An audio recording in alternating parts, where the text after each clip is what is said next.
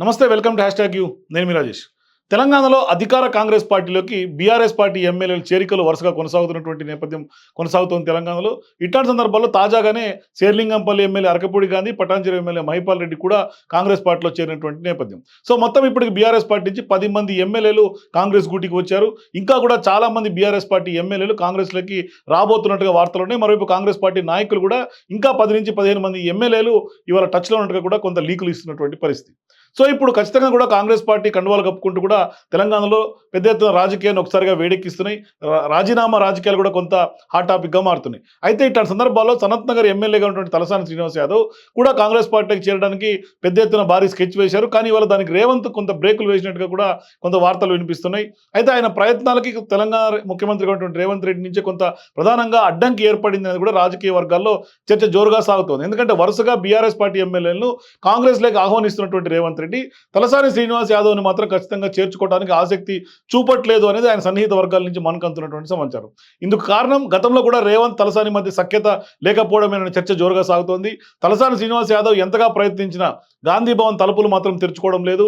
అయితే తలసాని మాత్రం ఈ ప్రయత్నాల్ని ఇంతటితో ఆపలేదు. ఇక్కడి నుంచి కాదు, ఢిల్లీ నుంచి, ఏఐసీసీ నుంచి కూడా నరుక్కు రావాలని అదే పని మీద ఇవాళ ఢిల్లీలో జోరుగా పైరవీలు మంత్రాలు చేస్తున్నటువంటి పరిస్థితి. అంటే నేరుగా ఢిల్లీ నుంచి కాకుండా ఆయన వయా ఉత్తరప్రదేశ్ తన ప్రయత్నాలను మొదలుపెట్టారు. సమాజ్వాదీ పార్టీ అఖిలేష్ యాదవ్తో కూడా తలసాని శ్రీనివాస్ యాదవ్ నుంచి కూడా కొంత మంచి సత్సంబంధాలు ఉన్నటువంటి నేపథ్యంలో కొంత క్యాస్ట్ ఈక్వేషన్స్ కూడా ఇద్దరికి కూడా కొంత కలిసి వస్తుంది కారణంగా ఇప్పుడు గతంలో లాగానే కొంత బీఆర్ఎస్ పార్టీ అధినేత కేసీఆర్ ప్రత్యామ్నాయం కూడా ఏర్పాటు చేసినటువంటి అట్లాంటి సందర్భాల్లో కూడా పలుమార్లు అఖిలేష్ యాదవ్తో భేటీ కూడా అయ్యారు తలసాని. సో ఇప్పుడు తలసాని శ్రీనివాస్ యాదవ్కు అఖిలేష్ యాదవ్తో ఉన్నటువంటి సాన్నిహిత్యం ఏర్పడింది. అందుకోసమే ఈ పరిచయం ద్వారా ఖచ్చితంగా కాంగ్రెస్లోకి చేరేందుకు తలసాని శ్రీనివాస్ యాదవ్ కొంత భారీ స్కెచ్ వేసినట్టు తెలుస్తుంది. మరి లోక్సభలో ప్రధాన ప్రతిపక్ష నేత, అట్లాగే కాంగ్రెస్ పార్టీ యువ నాయకులు, మరోవైపు భావి ప్రధానిగా చెప్పుకున్నటువంటి రాహుల్ గాంధీ తోటి ఇవాళ అఖిలేష్ యాదవ్తో కొంత కబురు పంపి కాంగ్రెస్ పార్టీలో చేరాలని తలసాని శ్రీనివాస్ యాదవ్ కొంత భావిస్తున్నట్టు తెలుస్తుంది. ఇప్పుడు ఢిల్లీ నుంచి ప్రయత్నాలు చేస్తే ఖచ్చితంగా తెలంగాణలో ఉన్నటువంటి కాంగ్రెస్లో చేరడం సులభతరం అవుతుందంటూ కూడా తలసాని భావించినట్లుగా తెలుస్తుంది. అయితే ఈ ప్రయత్నాలను కూడా రేవంత్ రెడ్డి కొంత చెక్ పెట్టినట్లుగా తెలుస్తుంది.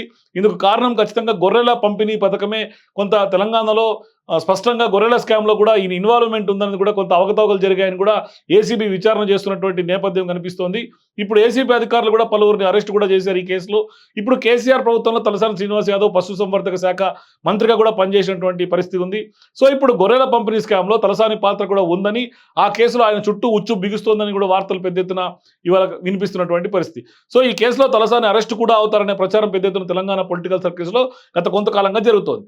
ఓవైపు తెలంగాణ ప్రభుత్వం గొర్రెల పంపిణీ స్కామ్లో నిజానిజాలు తేల్చేందుకు దూకుడుగా ఉన్నటువంటి టైంలో పశుసంవర్ధక శాఖ మంత్రిగా పనిచేసినటువంటి తలసానిని కాంగ్రెస్లో చేర్చుకుంటే ఖచ్చితంగా కూడా ప్రజల్లోకి రాంగ్ ఇండికేషన్స్ వెళ్తుందని కూడా కొంత రేవంత్ రెడ్డి కొంత క్లారిటీగా ఉన్నారు. సో ఇట్లాంటి సందర్భాల్లో కాంగ్రెస్లో చేర్చుకోవడం సరికాదని రేవంత్ రెడ్డి రాహుల్ గాంధీకి కొంత క్లారిటీ ఇచ్చినట్టు తెలుస్తుంది. ఒకవేళ తలసానిని చేర్చుకుంటే గొర్రెల స్కామ్ కేసును ముందుకు తీసుకెళ్లలేమని రేవంత్ రెడ్డి రాహుల్ గాంధీకి వివరించినట్టుగా తెలుస్తుంది. సో ఇలా కాంగ్రెస్ పార్టీలో చేరాలన్న తలసాని ప్రయత్నాలకు మరోసారి రేవంత్ రెడ్డి బ్రేకులు వేసినట్టుగా రాజకీయ వర్గాలు చర్చ అయితే సాగుతోంది. మరి ఇప్పుడు తలసానిని కాంగ్రెస్లో చేరడం ద్వారా ఖచ్చితంగా తన కొడుకు సాయి కిరణ్ రాజకీయ భవిష్యత్తుకు కూడా డోకా ఉండదని ఆయన భావిస్తున్నారు. ఇక తెలంగాణ పార్లమెంట్ ఎన్నికల్లో తన కొడుకు బీఆర్ఎస్ నుంచి కూడా టికెట్ ఆశించినా కూడా కుదరలేదు. దీంతో కారు దిగి ఆయన హస్తం గూటికి చేరేందుకు ఆయన కొడుకు రాజకీయంగా కలిసి వస్తుందని భావించినటువంటి తలసాని పెద్ద ఎత్తున స్కెచ్ అయితే వేశారు. కానీ ఇట్లాంటి సందర్భాల్లో రేవంత్ నుంచి కొంత గ్రీన్ సిగ్నల్ రాకపోవడంతో ఇవాళ ఆయన బీఆర్ఎస్లోనే ఆగిపోయినటువంటి పరిస్థితి. మరోవైపు పెద్ద ఎత్తున ఇవాళ కాంగ్రెస్ పార్టీలో కూడా కొంత గ్రీన్ సిగ్నల్ రాలేదు, కొంత రేవంత్ రెడ్డి అడ్డుకుంటున్నారనే వార్తలు పెద్ద ఎత్తున ఇవాళ కాంగ్రెస్ పార్టీ నాయకులు కూడా చర్చించుకున్నటువంటి పరిస్థితి. సో మీరు కూడా తలసాని కాంగ్రెస్ పార్టీలకు ఎందుకు రాలేకపోతున్నారు, ఎందుకు ఎంట్రీ చేయలేకపోతున్నారు, మీ అభిప్రాయాలను కామెంట్ రూపంలో తెలియజేయండి. For more videos please watch hash tag.